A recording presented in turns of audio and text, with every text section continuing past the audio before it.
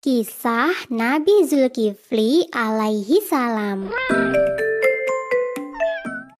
Kesabaran Nabi Ayub menurun pada salah satu anak laki-lakinya, yaitu Bishr. Bishr bin Ayub adalah lelaki yang istimewa. Ia sangat bertakwa kepada Allah dan keimanannya sangat sempurna. Suatu ketika, raja yang memerintah kaumnya telah berusia lanjut dan berniat menyerahkan tahtanya. Sang raja mengumumkan kepada rakyatnya, bagi siapa saja yang sanggup menerima 3 syarat, maka dialah yang akan menjadi raja selanjutnya. Dan ternyata hanya Bishr saja yang berani menerima syarat tersebut. Ketiga syarat yang diajukan oleh sang raja adalah sanggup berpuasa di siang hari, mendirikan sholat di malam hari, dan sanggup untuk tidak marah dalam keadaan apapun. Setelah menyatakan sanggup menjalankan syarat itu, Bishr pun dinobatkan sebagai raja dan diberi julukan Zulkifli, yang mempunyai arti orang yang mempunyai kesanggupan dan kemampuan. Zulkifli selalu berpuasa di siang hari, mengerjakan sholat di malam hari, dan tidak pernah marah sama sekali.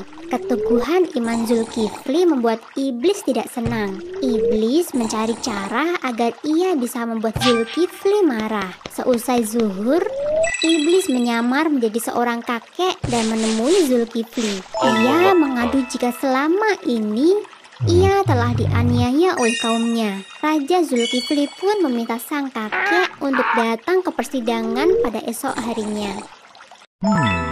Keesokan paginya, Raja Zulkifli menunggu sang kakek di majelis persidangan. Sang raja berniat menyelesaikan permasalahan yang dihadapi sang kakek. Namun, hingga waktu zuhur tiba, sang kakek tidak kunjung datang. Raja Zulkifli pun meninggalkan persidangan untuk beribadah dan beristirahat. Rupanya, sang iblis memang sengaja tidak datang di persidangan itu untuk menguji kesabaran Raja Zulkifli dan membuatnya marah.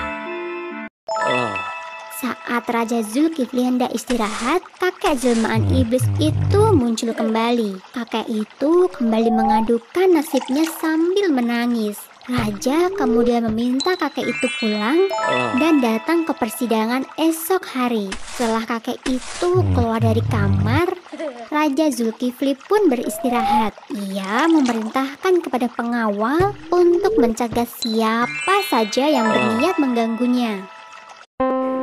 Usaha iblis untuk membuat Raja Zulkifli marah ternyata gagal. Setelah diusir oleh pengawal, ia pun kembali menyusup ke dalam istana. Para pengawal merasa heran karena kakek itu bisa menyelinap masuk. Mereka pun sadar jika kakek tua itu bukanlah manusia biasa. Setelah itu, mereka memperketat penjagaan di depan pintu kamar sang raja. Ternyata godaan sang iblis tidak mampu menggoyahkan iman Raja Zulkifli. Namun tak lama setelah itu, kesabaran Raja Zulkifli kembali diuji. Ada sekelompok orang durhaka yang berniat mengancam keselamatan kerajaannya. Raja Zulkifli kemudian meminta agar rakyatnya bersedia maju ke medan perang. Namun seruan Raja Zulkifli tidak ditanggapi oleh rakyatnya. Rupanya seluruh rakyatnya takut mati sehingga mereka tidak mau pergi berperang. Jika sang raja bisa menjamin bahwa mereka tidak akan mati saat berperang, barulah mereka mau maju ke medan perang bersama sang raja. Saat itu, sang raja berdoa kepada Allah. Ia meminta perlindungan dan keselamatan bagi semua rakyatnya. Doa Raja Zulkifli dikabulkan. Mereka berhasil memenangkan peperangan tanpa ada satupun rakyat yang mati di medan perang. Setelah itu, Raja Zulkifli memerintah dengan adil dan bijaksana. Hingga wafatnya, Raja Zulkifli tetap memegang teguh janjinya untuk selalu berpuasa di siang hari, sholat di malam hari, dan tidak pernah marah. Zulkifli alaihissalam dikenal sebagai orang yang sangat sabar Sehingga Allah pun memujinya dalam surat Al-Anbiya ayat 85.